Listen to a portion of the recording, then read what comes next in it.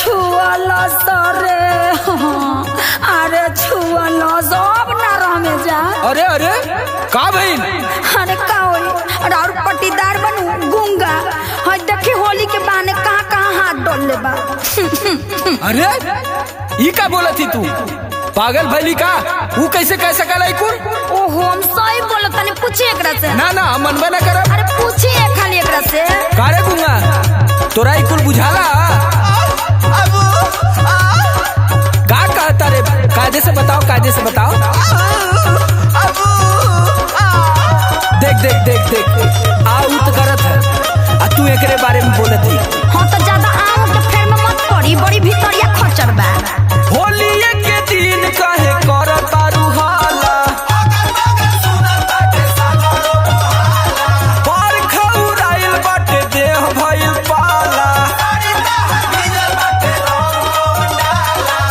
अरे आखिर भइल का बा बतइबे? तो सुन ली आयने वने मुंह डाली दे हमर सुंघाए बालम। एने वने मुंह डाली दे हमर सुंघाए बालम। मुहे में मुहे डले बाटे गुंगाए बालम।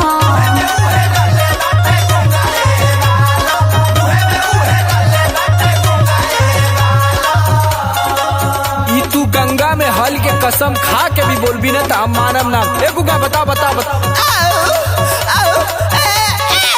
देखी देखी ये कर इशारा देखी कितना चालाक बा। अरे वो पूछते नहीं की ऊ चालाक ना ऊ दिल का साफ है, समझली? हाँ तो ये दिल के साथ ना ये आस्तीन के साथ है ये गूंगा कम मत पूछो। भइल बेसरम बाटे कइले ऐसन करम बाटे।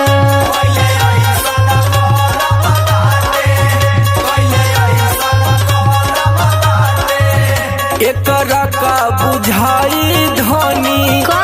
लगे तहरा भरम बाटे। कोई भरम नहीं के वो तो विश्वास नहीं के हो। अरे अरे तनी एकरा के डरवाई मारे की इशारा को के पूछी ना सब उगल। कारे गुंगवा बोला तो मारब ना। देख देख अब रोए लगी तब। चुप रहा गुंगा चुप रहा। अरे रउआ ना बुझाई बड़ी ढोंगी है कुत्ता मारी एकरा के दू जूता। ठेहुना से ऊपर उठवले रहुए लुंगा ये बालम। आ ठेहुना से ऊपर उठवले रहुए लुंगा ये बालम। मुहे में उहे डले बाटे गुंगा ये बालम।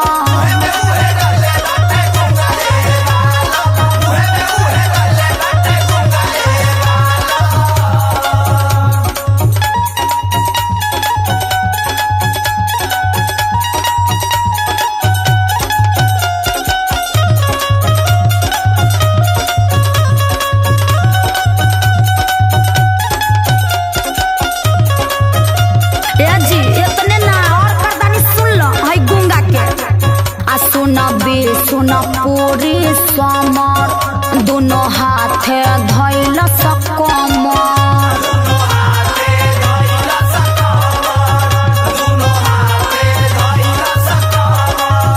फगुआ में लगुआ सभे रहे लायक नमन।